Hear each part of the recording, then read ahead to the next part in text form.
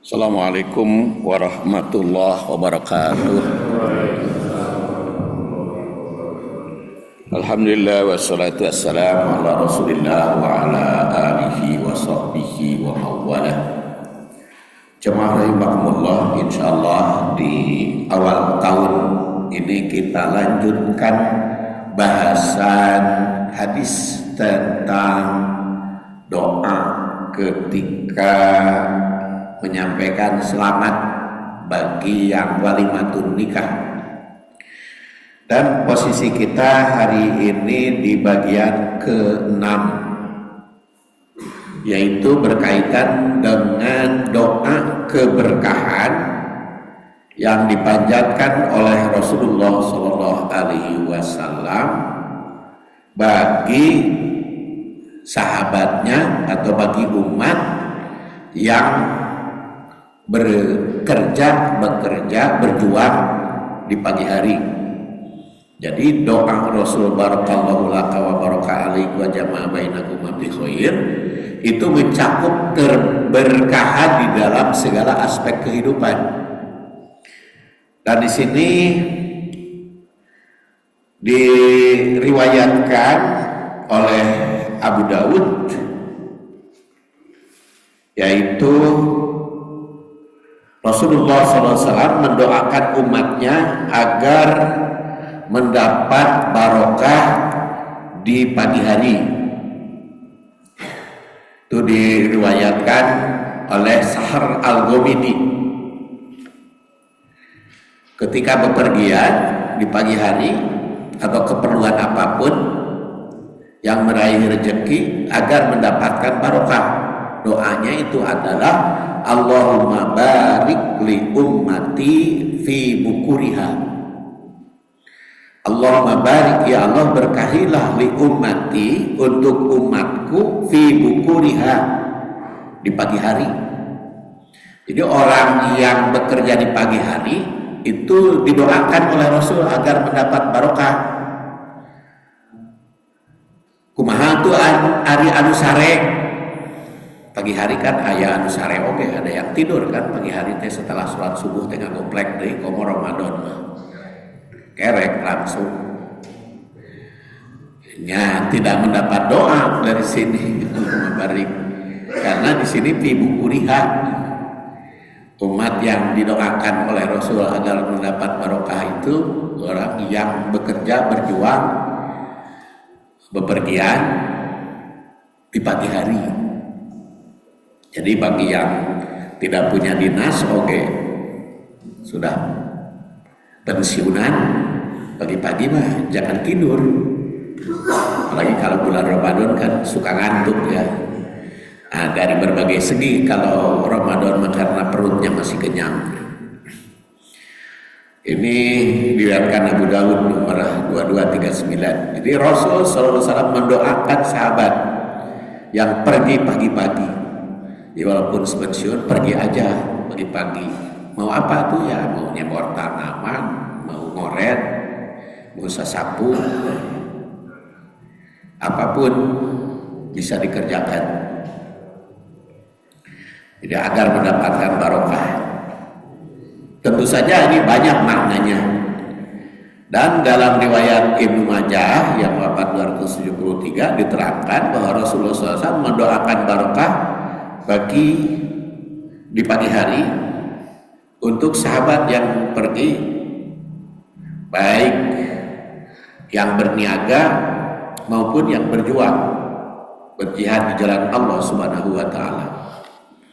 Makna hadisnya antara lain keberkahan di waktu pagi. Hadis ini menunjukkan pentingnya waktu pagi bagi umat Islam. Makanya diawali dengan tahajud sebelum subuh. Begitu subuh ada sholat sunat fajar. Setelah sholat sunat fajar, sholat berjamaah. Setelah sholat berjamaah, berzikir, berta'alum, diskusi seperti sekarang ini sampai terbit matahari. tunggu sebentar setelah terbit matahari, jangan langsung sholat. Karena apa? Harus qadra rumhin, bagus nama mataharinya sudah agak naik satu tumpak. Itu yang akan mendapatkan barokah. Makanya di sini pagi hari itu waktu yang harus dijaga keberkahannya, dan waktu pagi adalah waktu yang penuh potensi dan kesempatan, sehingga memanfaatkannya untuk kebaikan dan produktivitas sangat dianjurkan. Dan kalau kita nulis itu pagi hari itu biasanya seger ya. Yang kedua, tentu kaitan dengan produktivitas dan efisiensi. Doa ini mendorong umat Islam untuk memulai aktivitas di awal hari, seperti bekerja, berusaha, dan melakukan berbagai kebaikan. Banyak ulama menekankan bahwa memulai pekerjaan di pagi hari itu memberikan lebih banyak keberhasilan dan produktivitas. Kemudian spirit ketekunan dan kesungguhan. Jadi dengan adanya doa keberkahan ini, umat Islam didorong untuk mengisi pagi dengan kegiatan yang bermanfaat. Doa itu bukan sembarang doa, tapi itu mengandung insya'iyah, mengandung tuntutan, mengandung dorongan, mengandung spirit untuk bermanfaat.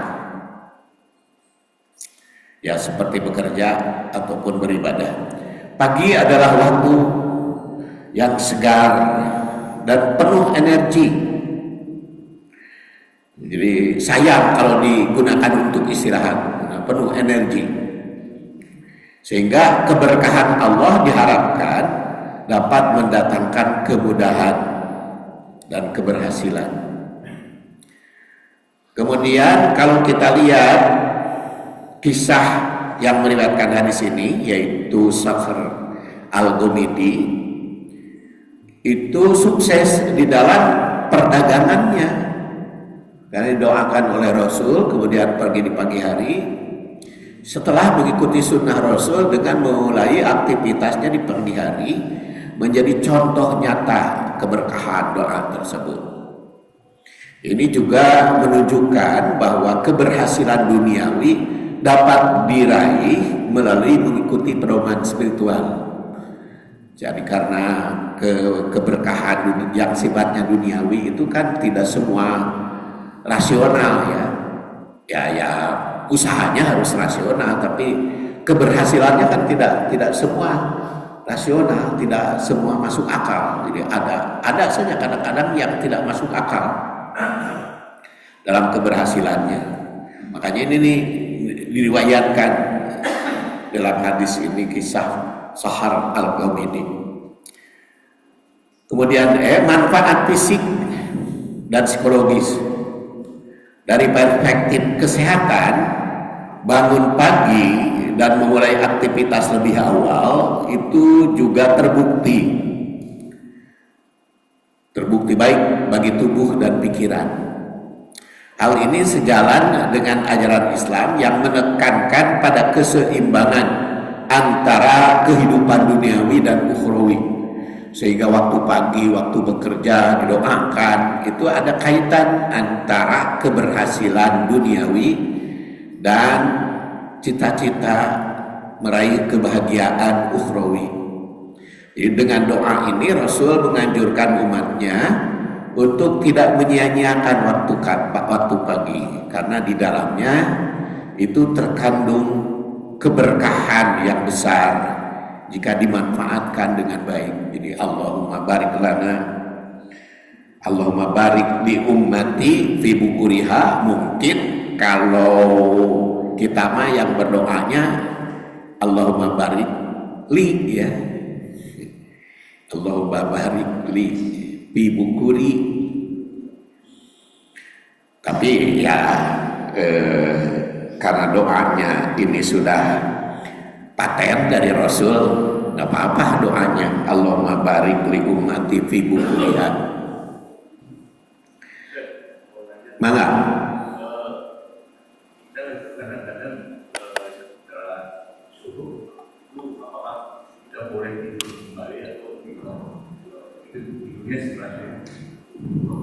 Ya, secara tersirat ya. Hadis itu kan takwil ya, takwil hadis itu ada yang tersirat. Secara tersirat ini perintah Rasul. Jadi Allahumma barik li ummati fi bukuriha. Ya Allah, berkahilah untuk umatku di pagi hari. Dan ternyata oleh Rasul doa itu khususnya ke Al-Ghomidi itu ketika beliau mau pergi, dan juga para sahabat mau berjuang, bukan rek tidur gitu. Jadi yang didoakan oleh Rasul teh adalah sahabat yang mau pergi. Allahumma barik li ummati fi bukuriha deh. Ya Allah, berkahilah ya umatku di pagi hari. Nah, ternyata yang didoakan Rasul itu bagus apa yang mau pergi. Dan sekarang pertanyaan dari Bapak, apakah tidak boleh kalau sudah terbit matahari kita tidur lagi? Secara tersirat itu perintah bangun. Secara tersirat. Jadi mafhumul mukhalafah mah itu larangan tidur, larangan istirahat. Eta mah istirahat mah teh naon wae. Jadi secara mafhum mukhalafah.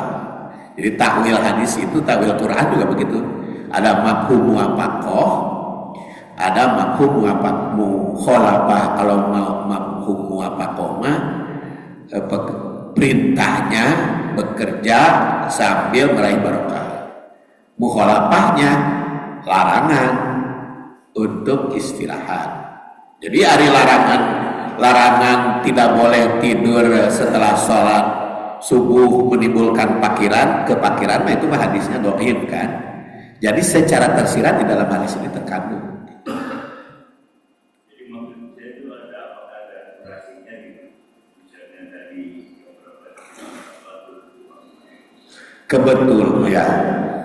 Kebetulan di dalam hadis ini tidak ada durasi kan.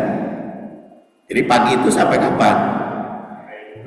Ya bisa sampai duhur kan. Kalau pola milah itu kalau dapat tidur koilulah. Ya koilulah makan eta mah penyegaran ya, karena saking capek bekerja pagi-pagi jadi koilulah istilahnya. Koilulah itu adalah tidur sejenak, nunutan sebelum sholat duhur. Sebelum waktu duhur, bukan sebelum sholat duhur. Koilulah. Ya memang ada, karena memang mungkin kurang tidurnya karena lebih awal gitu tahajudnya. Ya, jadi itu kan diperlukan fisik supaya sholat duhur itu seger, maka itu adalah koilulah. Maka jadi dengan demikian doa meraih barokah untuk kedua mempelai ini kan kaitannya doa untuk kedua mempelai ketika menikah, ya termasuk juga ini berkah di pagi hari. Di pengantin itu mencakup dalam segala aspek kehidupan, baik dalam perumahan, hubungan keluarga, tetangga maupun masyarakat sekitar. Jadi ada kaitan hubungan mendoakan itu. Jadi barokallahu lakum. Makanya doa keberkahan itu mencakup segala hal. Jadi bukan hanya sakinah mawadah warohmah, lebih dari sakinah mawadah warohmah, doa keberkahan. Makanya Rasul mendoanya barakallahu laka wa baraka alaik wa jama'a bainakuma bi khairin. Makanya wajar kalau kita tidak menemukan hadis yang mengatakan Rasul mendoakan sakinah mawadah warahmah kan? Kan tidak kita temukan itu doa. Semoga umatku meraih sakinah mawadah warahmah. Tidak ditemukan doa itu, tapi barakallahu laka wa baraka alaik. Karena barakallahu laka wa baraka alaik wa jama'a bainakum fi khair itu lebih dari sakinah mawadah warahmah. Sakinah mawadah warahmah mah fungsi praktek di dalam rumah tangga harus sakinah mawadah warahmah berdasar surat Ar-Rum ayat 21. Tapi yang paling utama didoakan mah keberkahan.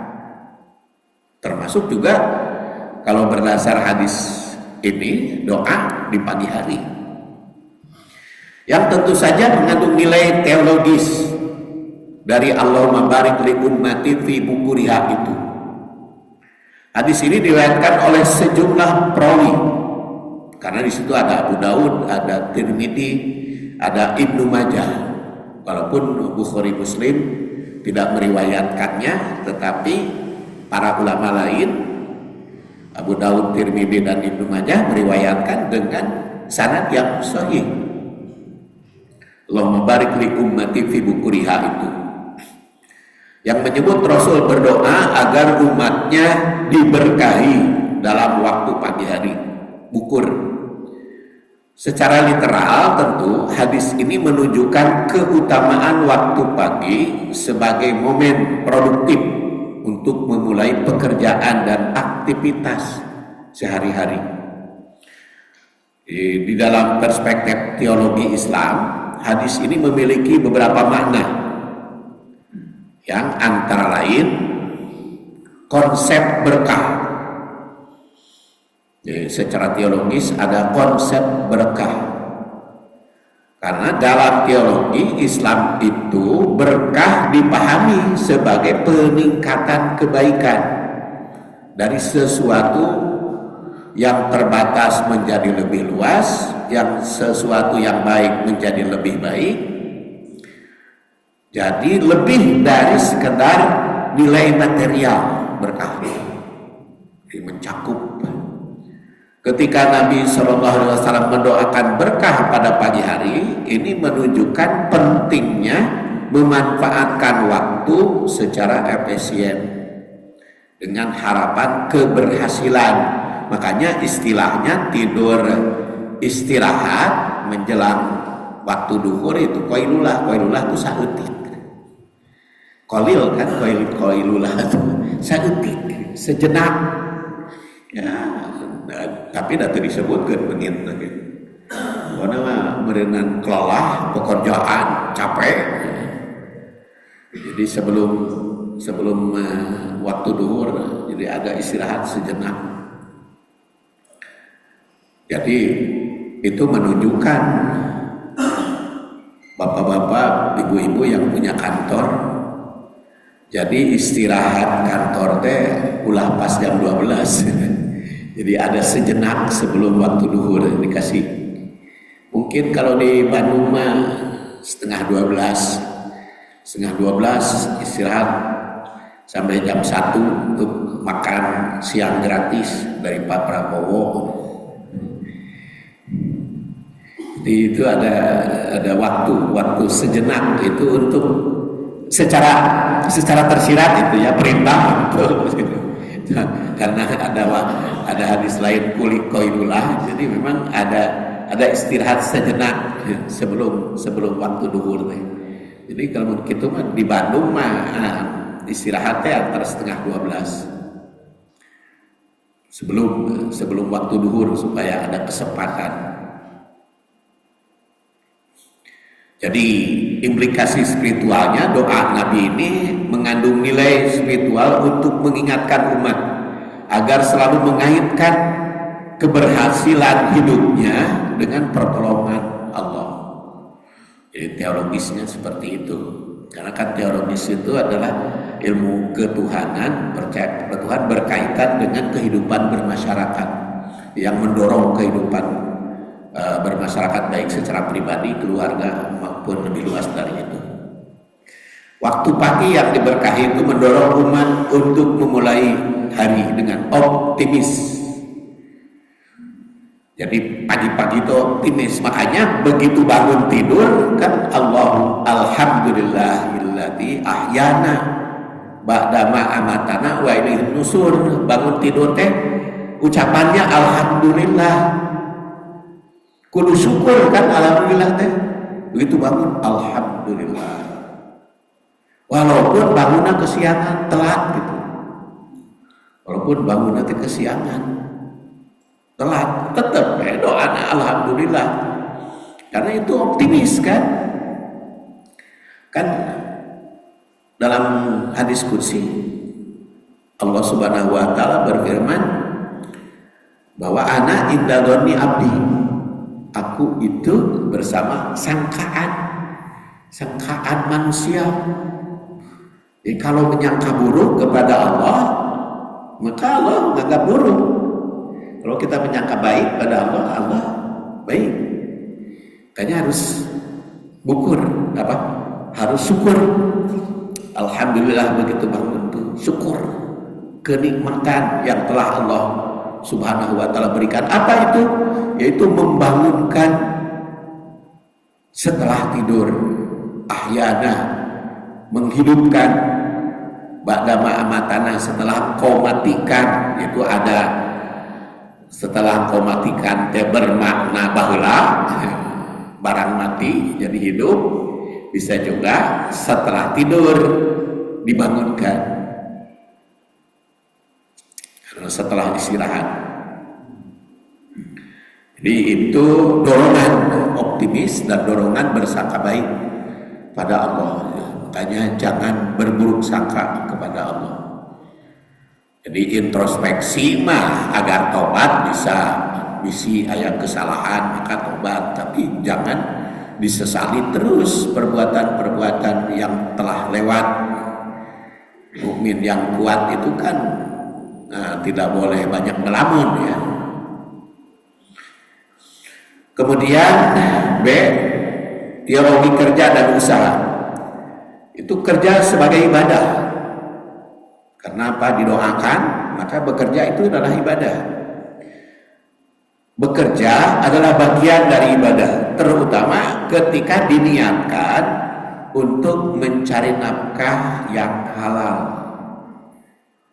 Makanya ada halalan thayyiban. Halalan itu baik zatnya yang dimakan, yang dipakai, kemudian sifatnya karena tidak berdampak negatif pada yang dimakan dan pada yang dipakai, maupun cara mendapatkannya, cara mendapatkan barang tersebut. Makanya bagi yang cara mendapatkannya tidak akan barokah. Bukti nawe nu korupsi kan tenang. Sok menang usaha di awal jerih payah, geus waktuna menikmati malah dirampas ku negara anu kapanggih gitu. Tapi anu teu kapanggih ge tersiksa sorangan. Anu kapanggih mah nya dihukum kan. Walaupun ada yang 300 triliun dihukum 6 tahun, tapi kan jadi masalah. Tapi dari siksaan mah seumur umur itu teh. Jadi batiniahnya. Makanya harus cari cara yang halal supaya tenang. Jadi kalau dengan cara yang halal, maka ketika jadi PNS-nya tidak korupsi kan, begitu di pensiun teh saeutik oge pensiunan nikmat gitu. Ya, karena tidak ada yang budak-budak kan. Ada yang ngejar-ngejar. Beda lagi kalau korupsi kan aya we. Tenang baheula mah. Walaupun diisukan tersangka tahun 2020 rada tenang we. Ganti pemimpin ya ditersangka. Jadi aya wae. Jadi walaupun ketika penguasanya balan kita gitu tenang gitu. korupsi teh. Tapi guys, anu berkuasanya lawan kita kan anggar gitu, jadi kapangi gitu. Jadi siksaan tuh secara batiniah mah ada gitu yang namanya penyimpangan itu siksaannya ada.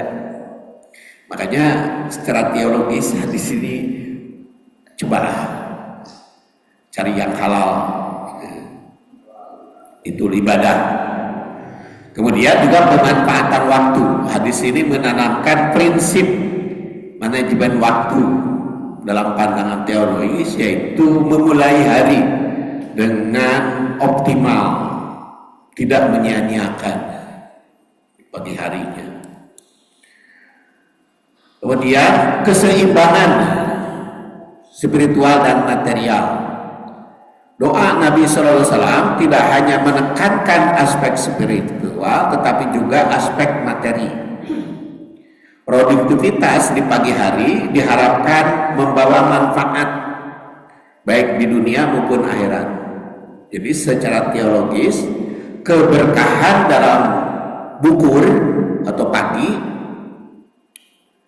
ini menjadi simbol keseimbangan hidup seorang muslim, yaitu bekerja di dunia untuk keberhasilan akhirat.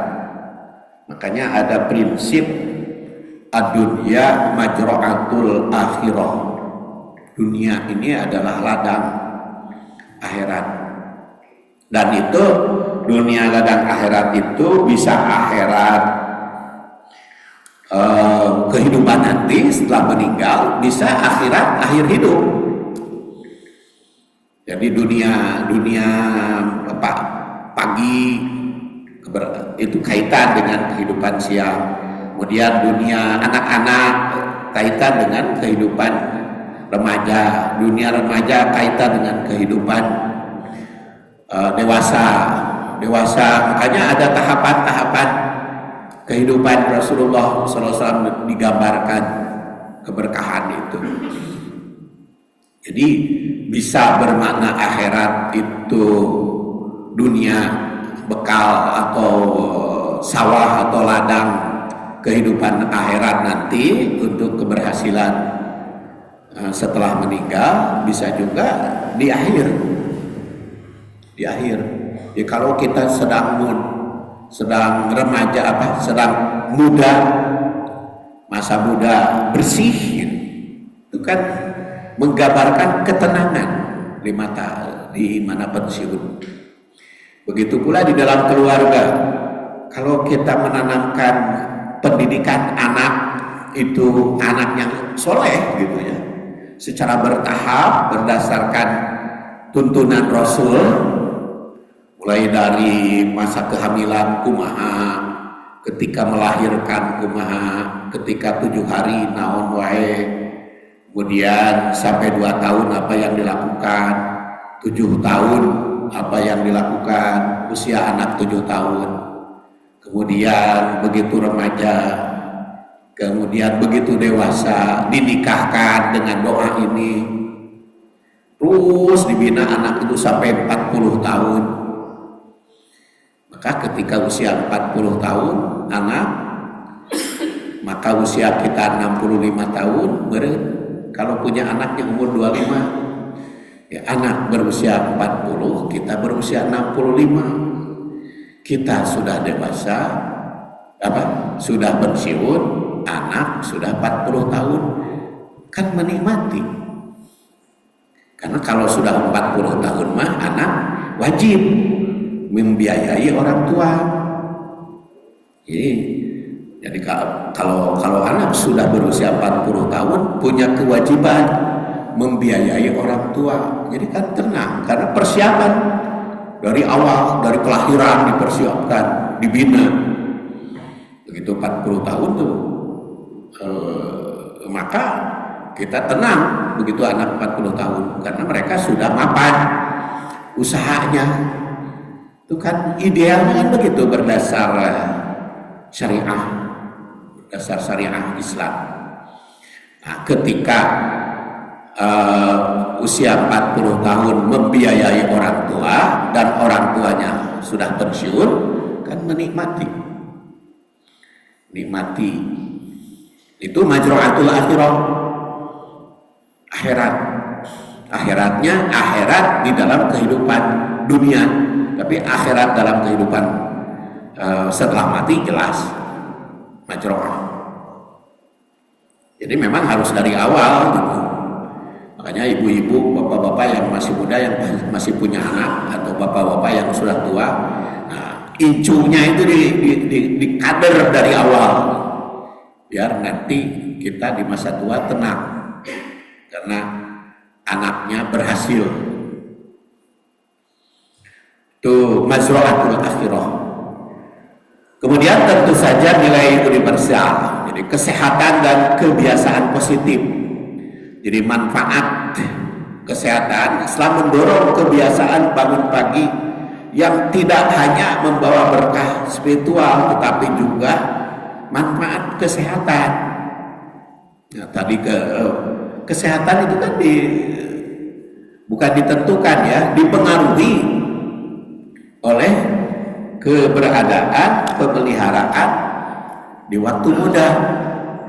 Karena waktu mudanya menjaga kesehatan, menjaga lamun para ahli kudu terjaga gula, kolesterol, asam urat sejak muda dijaga, maka begitu dewasa tidak akan diabetes, tidak akan diabetes, tidak akan darah tinggi, kan? Tidak akan menderita asam urat, sel-selnya sehat karena dijaga masa muda. Jadi sejak pagi diingatkan, jadi memelihara kesehatan itu sejak pagi. Ulah mumpung sehat, mumpung sehat bekerja bagus, tapi kalau mumpung sehat makan sakarep kahayang, ya, mumpung sehat sakarep kahayang. Saya ingat ke paman itu, kan saya bawa ke rumah sakit, periksa segala macam, dirawat, bahkan setelah dirawat alhamdulillah sehat, saya antarkan lagi ke kampung. Keur kelepus saya rokok, mang geuning ngarokok deui, kamari cek dokter ulah. Keur dirawat, nyata mang mama tak daek ke rumah sakit ya hayang geunah ngarokok deui.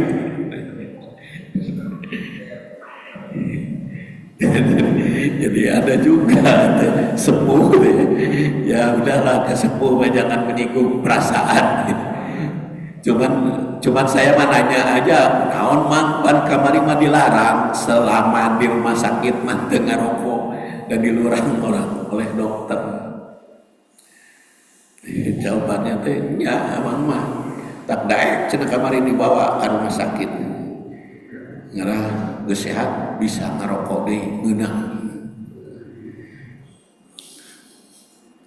Jadi kebiasaan mengingatkan pagi berkah itu sebetulnya menanamkan kebiasaan.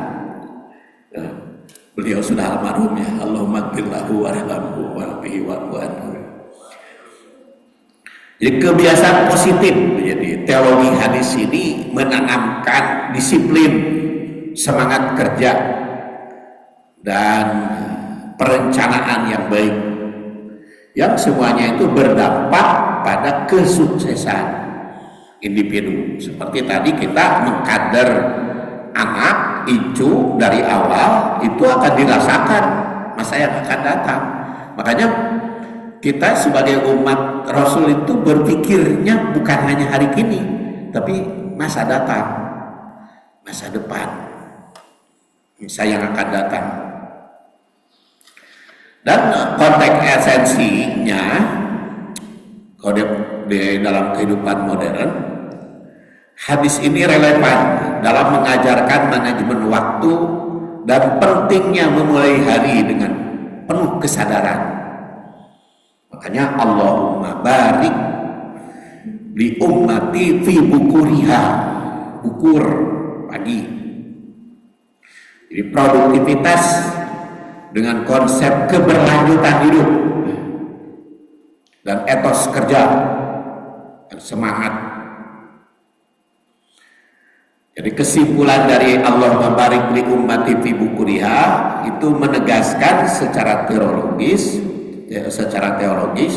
tentang keberkahan waktu, pentingnya usaha yang diniatkan untuk kebaikan, serta keseimbangan antara aspek duniawi dan ukhrawi.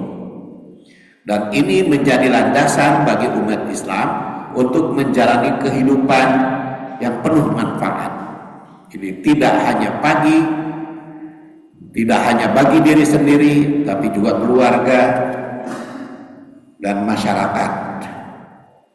Ini produktivitas, ya. Kemudian berikutnya ditinjau dari sudut postmodern, Allah membarik li ummati fi bukuriha. Hadis ini dapat dianalisis secara kontekstual dengan memperlihatkan relevansinya terhadap nilai-nilai modernitas. Jadi postmodernisme yang cenderung menolak narasi tunggal menekankan pentingnya plural makna dan interpretasi dinamis dalam memahami teks, termasuk hadis ini. Ya, antara lain adalah dekonstruksi makna berkah di era postmodern. Jadi dalam postmodern, konsep berkah itu tidak terbatas pada pemahaman teologis tradisional, tapi juga berkah dapat ditafsirkan secara kontekstual, meliputi kemajuan intelektual maju. Jadi bukan tadi berkah itu tidak hanya materi, baik menjadi kalau baik menjadi lebih baik, kalau kurang baik menjadi baik, tapi juga intelektualnya, kemampuan dan kecerdasannya semakin lama semakin tinggi, semakin hebat, dan termasuk juga emosional. Sering saya katakan 3R, ada rasio, raga, dan rasa. 3R. Ya, keberkahan dalam bubur waktu pagi itu bisa dikonseptualkan sebagai optimalisasi energi manusia. Jadi ini tafsirannya dalam konteks postmodern. Hadis ini dapat dilihat sebagai keberkahan yang memuncak, yang baik. Dan juga ada kaitan dengan global. Hadis dalam perspektif globalisasi, hadis ini dapat diartikan sebagai prinsip yang lintas budaya, mendorong kebiasaan memanfaatkan waktu pagi untuk mencapai keberhasilan. Postmodern mengakui relevansi nilai-nilai Islam dengan prinsip-prinsip universal yang dapat diaplikasikan oleh siapa saja tanpa memandang latar belakang agama, keberkahan. Jadi kalau tadi pagi-pagi itu aktivitasnya baik, itu mencakup agama apapun. Kalau aktivitasnya baik, pagi-pagi akan baik juga. Hanya bedanya kalau muslimah ada nilai akhiratnya, pahala. Kalau non muslim ya dunianya mah tetap keberkahan. Jadi latar belakang agama apapun itu mencakup. Kemudian hadis ini bisa dibaca dengan memperhatikan konteks kehidupan yang lebih fleksibel. Misalnya dalam kehidupan kota besar, di mana ritme kehidupan itu tidak selalu memungkinkan pagi menjadi waktu produktif. Keberkahan pagi itu dimaknai sebagai simbol untuk memulai. Kalau ternyata di lagu global berubah ya, karena dinasnya jam 10 sampai tengah malam, maka pagi kan kalau nggak istirahat tidak seger, yaitu maknanya pagi di sini persiapannya. Bisa terjadi kan? Karena kan shift ya. Kalau di kota-kota besar ada shift. Ada yang semalaman kan tidak tidur. Kalau semalaman tidak tidur baru bisa tidur pagi, kumaha tuh. Nah ini kan interpretasi kontekstualnya. Jadi penafsirannya kepada kontekstual. Apa yang dimaksud berkah pagi itu? Jadi memulai. Kalau shiftnya tengah malam atau itu kan di berbagai tempat itu bisa. Kalau di pabrik-pabrik, ya, tapi kan sekarang di rumah sakit juga begitu kan. Di rumah sakit kan ada tugas perawat dari jam 11 malam sampai pagi. Ada yang dari pagi sampai jam 12, ada yang jam 12. Itu 4 shift ya, perawat itu di rumah sakit kan. Itu kan berubah-ubah tidurnya. Bagaimana itu anu shift malam tentu pemahamannya itu kemana di buku Riha itu, yaitu tentu saja maknanya memulai pekerjaan, dan tentu saja ini sebagai kritik terhadap narasi tunggal. Jadi bukan apa yang saya sampaikan tadi itu bukan hanya itu saja maknanya, itu bisa ditafsirkan lebih luas. Ya, produktivitas itu. Jadi makanya postmodern itu sering mengkritik ya narasi tunggal yang cenderung mengabaikan variasi konteks individu. Dalam hal ini tidak semua orang memiliki ritme biologis yang sama kan.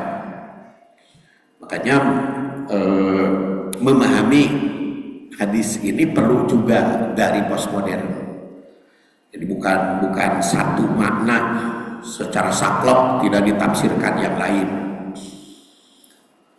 Kalau hadis nama sama tiba heula oge.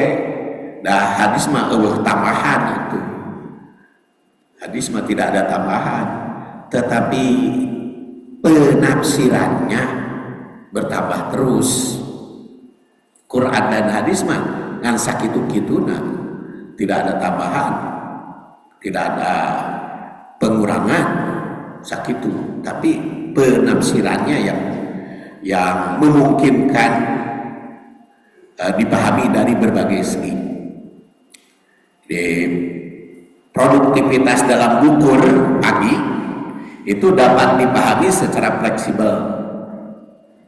Bukur itu teh apa waktu, apa situasi kondisi kita, apakah kalau tadi mulai bekerjanya jam 12 malam seperti tadi shift keempat ya, kalau perawat atau dokter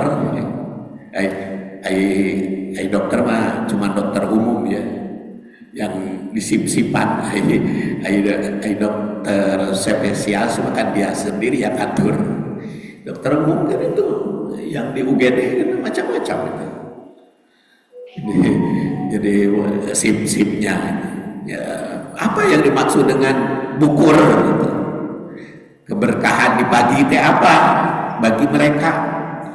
Makanya karena pemahamannya kita terhadap hadis itu luas, maka harapan di dalam hati itu bisa sesuai pemahaman kita.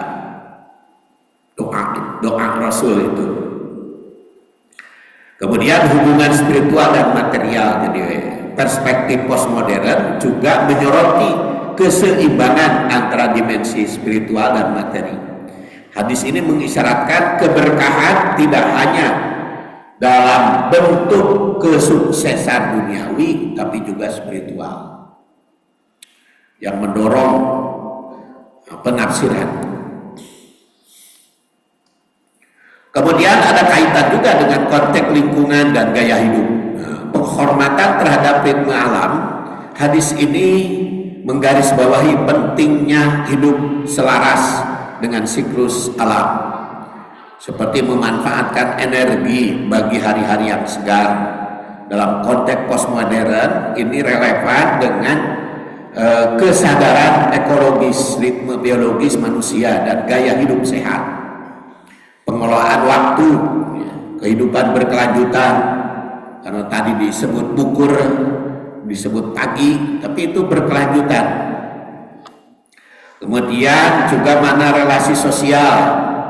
Dalam konteks sosial, keberkahan pagi juga bisa diartikan sebagai peluang untuk membangun solidaritas sosial. Pagi adalah waktu di mana banyak orang memulai aktivitas bersama, sehingga hadis ini dapat dipahami sebagai dorongan untuk memanfaatkan waktu pagi demi membangun kebersamaan dan harmoni sosial. Jadi kesimpulannya dari postmodern, Allahumma barik li ummati fi bukuriha, itu tidak hanya berbicara tentang keberkahan waktu pagi dalam pengertian tradisional, yaitu waktu pagi ketika terbit matahari tetapi juga membuka ruang interpretasi baru sesuai dengan kebutuhan zaman. Sesuai dengan kebutuhan zaman itu umpamanya zaman orang karena kerjanya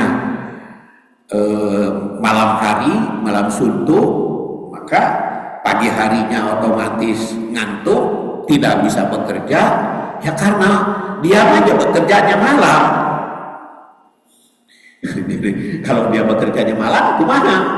Ya otomatis itu tadi yang Bapak sebut larangan atau tidak secara tafsir tunggal, ya itu tadi mengandung larangan istirahat pagi, tetapi secara tafsir fleksibel bukan hadisnya, maknanya dalam kehidupan kumaha atau kerjanya malam hari seperti pasatpam itu kan kerjanya malam hari atau mau menang berkah. Nah itu tadi penafsiran kontekstual.